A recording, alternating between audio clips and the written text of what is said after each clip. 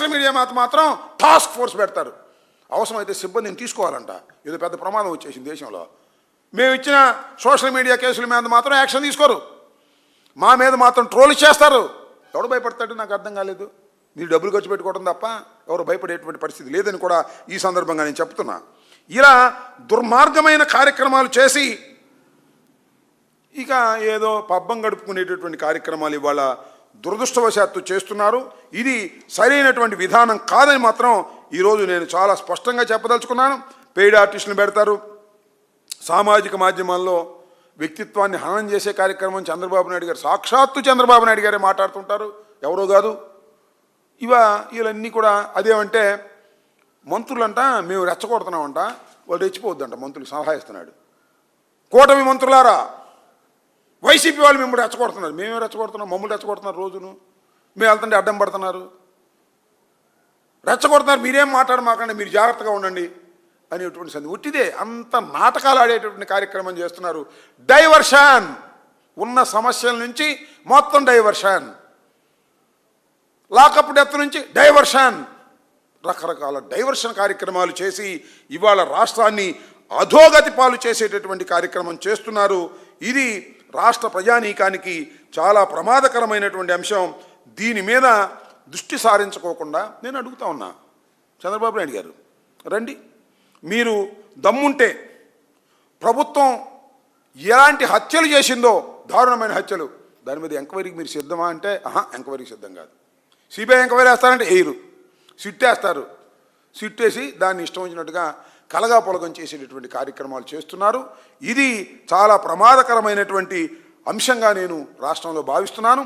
Police యంత్రాంగం అంతా కూడా వారి చేతుల్లో పెట్టుకున్నారు.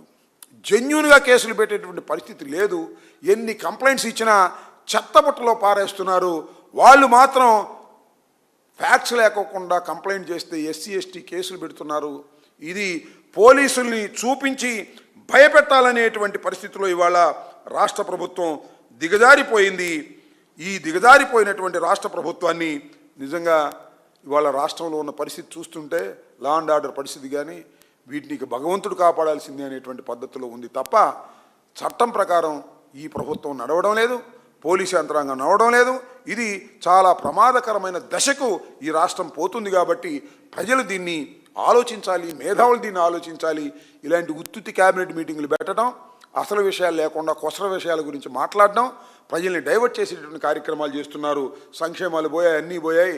కాబట్టి ప్రజలు దీని మీద ఆలోచన చేయాలని చంద్రబాబు నాయుడు గారు ఇప్పటికైనా బుద్ధి తెచ్చుకొని వ్యక్తిత్వహనాలు మీరు మానుకోండి. మేము వ్యక్తిత్వహనాలు చేసే కార్యక్రమంలో మేము లేము, మేము ప్రజల పక్షాన నుండి పోరాడాలనేటువంటి ఉద్దేశంతో ముందుకు వెళుతున్నాం. ఎక్కడ ఏది జరిగినా ప్రభుత్వం ఎక్సెస్గా ప్రవర్తిస్తే, పోలీసులు ఎక్సెస్గా ప్రవర్తిస్తే వాళ్ళకు వ్యతిరేకంగా ఉద్యమ రూపాన్ని ఇచ్చి ప్రజల్లోకి తీసుకువెళ్ళి ప్రభుత్వాన్ని కట్టడి చేసి పోలీస్ యంత్రాంగాన్ని కూడా కట్టడి చేయాలనేటువంటి ప్రయత్నం మేము చేస్తున్నాం. అన్ని విధాలా చేస్తాం. మాలో ఏ విధమైన తేడా లేకోకుండా పోరాడతామని కూడా ఈ సందర్భంగా మనవి చేస్తూ, ఖచ్చితంగా చంద్రబాబు నాయుడు గారు డైవర్షన్ పాలిటిక్స్ మానేసి క్యాబినెట్లో మంచి నిర్ణయాలు తీసుకోవాలి. తీసుకోకపోతే మీకు కాలం చెల్లినటువంటి రాజకీయ పార్టీగా మీరు దిగజారిపోతారని మాత్రం ఈ సందర్భంగా హెచ్చరించదలుచుకున్నాను.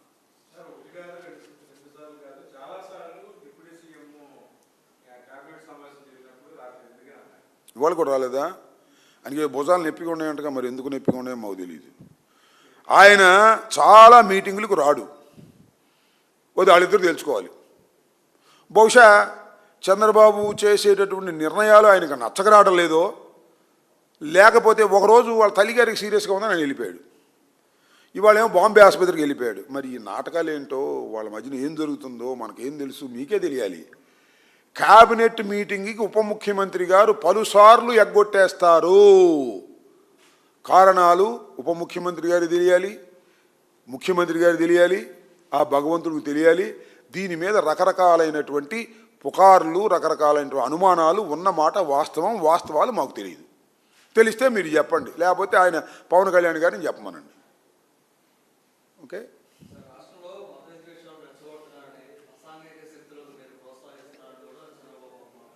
అంటాడు. మత విద్వేషాలు ఎవరు రెచ్చగొడుతున్నారు?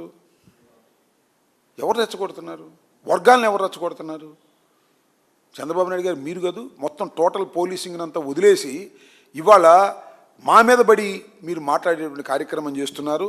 అలాంటి చేయవలసిన అవసరం మాకు లేదు. బాధితుల తరపున మేము పోరాడతాం. బాధితులు ఎవరైనా సరే, వాళ్ళు మా పార్టీ వాళ్ళు కాకపోయినా, పోలీసు వికృత రూపం చూపించినప్పుడు, యాక్సెస్గా ప్రవర్తించినప్పుడు వారికి అండగా ఉంటాం. రాజ్యాంగబద్ధంగా నడుచుకోనటువంటి ప్రభుత్వాన్ని రాజ్యాంగబద్ధంగా నడిపించేందుకు మా ప్రయత్నాలు అన్నీ చేస్తామని కూడా ఈ సందర్భంగా నేను చెప్పదలుచుకున్నాను. ఓకే, ఉపా చట్టమా? అదేదో ఉప్మా చట్టం అని అందుకు కేసు పెట్టారంట ఎవరో ఒక ఆయన.